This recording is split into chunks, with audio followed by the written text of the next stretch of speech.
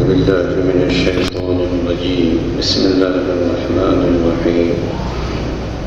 نحمده ونصلي على رسوله الكريم.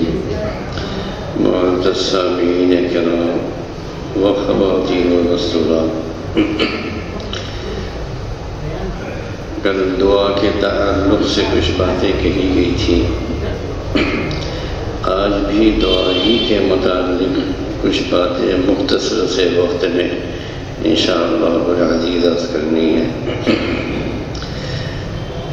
دعا کی اہمیت کا اندازہ اس سے لگائیے کہ رسول اکرم صلی اللہ علیہ وسلم نے ہم مسلمانوں کو زندگی کے کسی بھی شعبے سے متعلق کوئی ادنا سا گوشہ ایسا نہیں ہے کہ آپ نے اس گوشے کی طرف دعا کے ذریعے امت کی رہنمائی نہ کی ہو.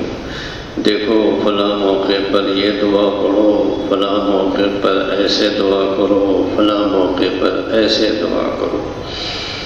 رسول اکرم صلی اللہ علیہ وسلم نے اس قدر دستگیری فرمائی ہے، حتیٰ کہ وقت نہیں ہے لیکن اتنا ضرور بتا دو کہ اگر اس دنیا میں کوئی شخص مصیبت زدہ ہو، دل اس کا ٹوٹا ہوا ہو، زخمی ہو، مجروح ہو، جناب رسول اللہ صلی اللہ علیہ وسلم نے ایسے لوگوں کے لیے بھی آپ نے دعا کے مانگنے کا طریقہ دعا مانگ کر کے بتایا ہے. وہ دعا وہ ہے جب آپ طائف سے تشریف لائے اور وہاں کے بادشاہوں نے رسول اکرم صلی اللہ علیہ وسلم کو جس طرح تکلیف پہنچائی، پھر اس کے بعد آپ نے 3 کلومیٹر کے بعد آپ لہو و لہان تھے، آپ کے پائے مبارک زخمی تھے، جوتیاں خون سے بھر چکی تھیں، اور 3 کلومیٹر کے بعد انگور کے ایک باغ میں ایک درخت سے ٹیک لگا کر جو دعا فرمائی ہے، وہ دعا ایسی ہے کہ عرش الہی ہل گیا. یا آپ نے ہم سب کو تعلیم دی کہ جب بھی کوئی ایسی مصیبت ہو، اندھیرا ہو، دنیا کے سارے سہارے ٹوٹ جائیں اور رشتے ختم ہو جائیں، اس وقت تم اللہ تعالیٰ کو پکارو. انشاءاللہ العزیز آسمان سے فتح و نصرت نازل ہوگی اور آپ سب حضرات دیکھیں گے، آپ مسئولات و خواتین بھی دیکھیں گی کہ اللہ کی مدد کیسے آتی ہے. ہر کام کو طریقے ہی سے کرنا چاہیے، پھر کامیابی بہت قریب ہو جاتی ہے. کسی شاعر نے کہا ہے جو مانگنے کا طریقہ ہے اس طرح مانگو، در کریم سے سائل کو کیا کیا نہیں ملتا. حدیث میں ہے کہ سب سے بڑا عاجز وہ ہے جو دعا کرنے میں عاجز ہے. دوسری حدیث ہے کہ جو شخص دعا نہیں کرتا اللہ تعالیٰ اس پر غضبناک ہوتا ہے. تیسری حدیث میں ہے کہ خدا کے نزدیک، اللہ رب العزت کے نزدیک دعا سے زیادہ عزت و اکرام والی چیز کوئی اور نہیں ہے. ایک چوتھی حدیث میں ہے کہ الدعاء مخ العبادہ، دعا عبادت کا مغز ہے. پانچویں حدیث ہے کہ جس شخص کے لیے دعا کے دروازے کھول دیے گئے اس کے لیے گویا رحمت کے بہت سے دروازے کھولے گئے. آپ صلی اللہ علیہ وسلم نے فرمایا، اور کس انداز سے آپ نے مخاطب ہو کر کے ہم سب سے فرمایا کہ آؤ میں تمہیں ایسی چیز بتا دوں جو تمہارے دشمنوں سے بھی نجات دلائے، تمہاری روزی بھی بڑھائے. وہ یہ ہے کہ تم رات دن میں جس وقت یا جتنی بار مانگ سکو اللہ تعالیٰ سے اپنی حاجتیں مانگا کرو. سیدنا فاروق اعظم رضی اللہ تعالیٰ عنہ فرماتے ہیں کہ مجھے دعا قبول ہونے کی فکر نہیں ہے، مجھے صرف مانگنے کی فکر ہے۔ جب مجھے مانگنے کی توفیق ہو گئی تو قبولیت بھی اس کے ساتھ حاصل ہو جائے گی۔ دعا کے کچھ آداب ہیں، وہ بھی ساتھ ساتھ بتاتا ہے، اس پر بھی روشنی ڈالی جائے کہ کھانے کے آداب دعا میں سے یہ بھی ہے کہ کھانے پینے پہننے اور کمانے میں حرام سے بچنا۔ دوسرے یہ کہ اخلاص کے ساتھ دعا کرنا، یعنی دل سے یہ سمجھنا کہ سوائے خدا تعالیٰ کے کوئی ہمارا مقصد پورا نہیں کر سکتا۔ تیسرے یہ کہ دعا سے پہلے کوئی نیک کام کرنا اور دعا کے وقت اس کا اس طرح ذکر کرنا کہ یا اللہ میں نے فلاں کام آپ کی خوشنودی کے لیے رضا کے لیے کیا تھا، اس کی برکت سے میرا فلاں کام کر دیجیے۔ یہ مسلم شریف کی حدیث ہے، جناب رسول اللہ صلی اللہ علیہ وسلم نے اس کی بھی تعلیم دی ہے، اور اگر اللہ نے موقع دیا تو صحیح مسلم میں اس کا واقعہ بھی ہے کہ کس طرح کچھ لوگوں نے اپنے نیک کاموں کے وسیلے سے اللہ سے دعا کی تو ان کی دعا قبول ہو گئی اور وہ مصیبت نہیں بلکہ موت سے نجات پا گئے، ہلاکت سے۔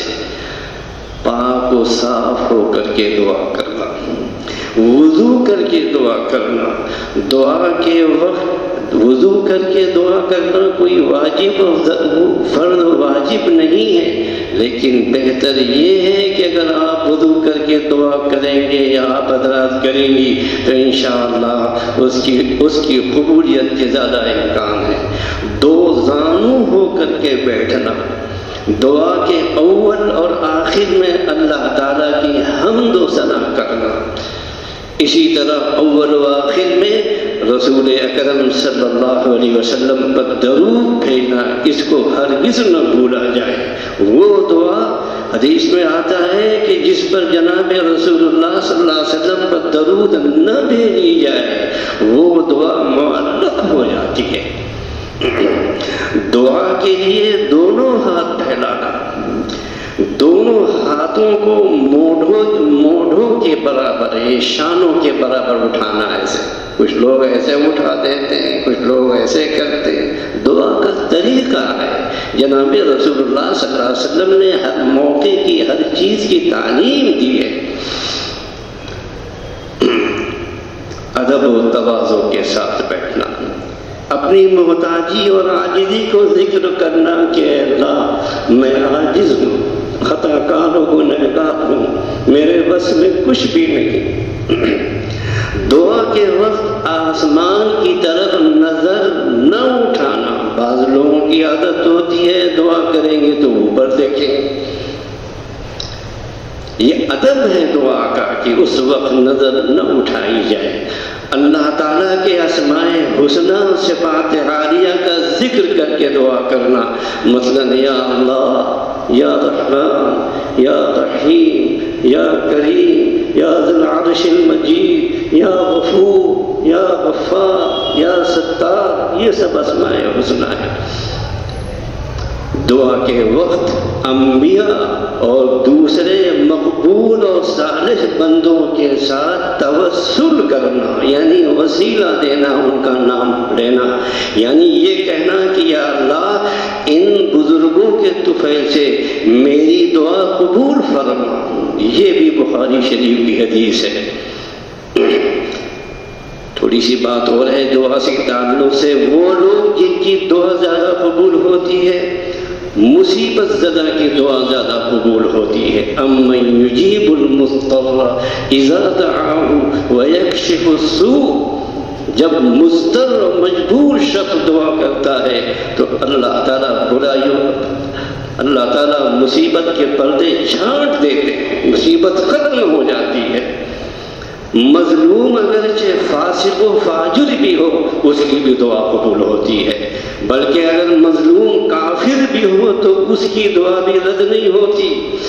والد کی دعا اولاد کے لیے، عادل بادشاہ کی دعا بھی قبول ہوتی ہے، اولاد جو والدین کی فرما بردار ہو اس کی بھی دعا قبول ہوتی ہے، مسافر کی دعا بھی قبول ہوتی ہے، روزے دار کی دعا روزہ افطار کرنے کے وقت اللہ تعالیٰ اس دعا کو قبول کر لیتے ہیں۔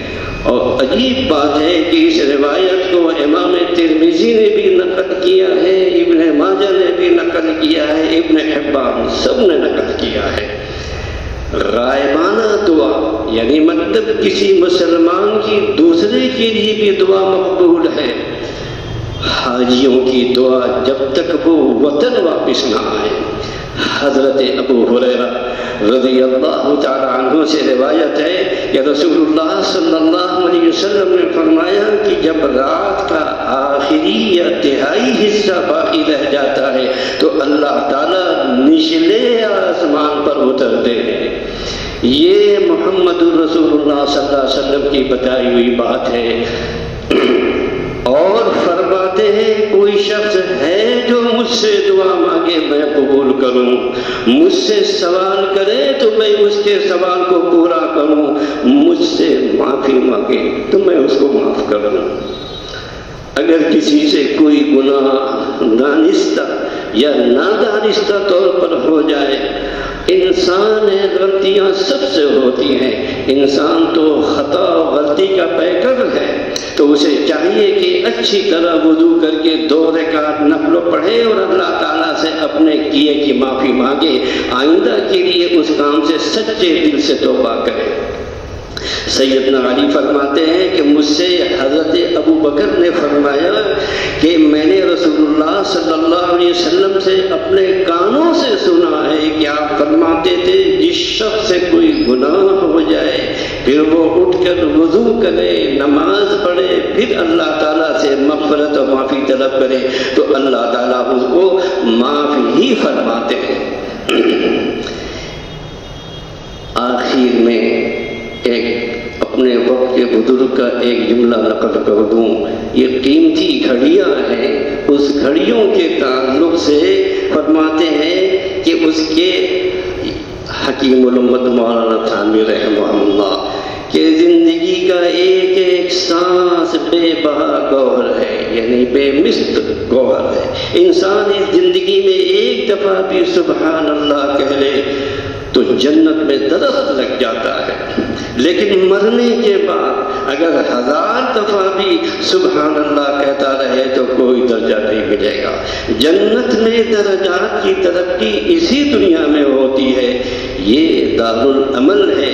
جنت میں یہاں پر اعمال کی قیمت جو ہے ملتی ہے، یہ آخرت دارالجزا ہے، وہاں انسان کو اپنے اپنے اعمال کی جزا دی جائے گی۔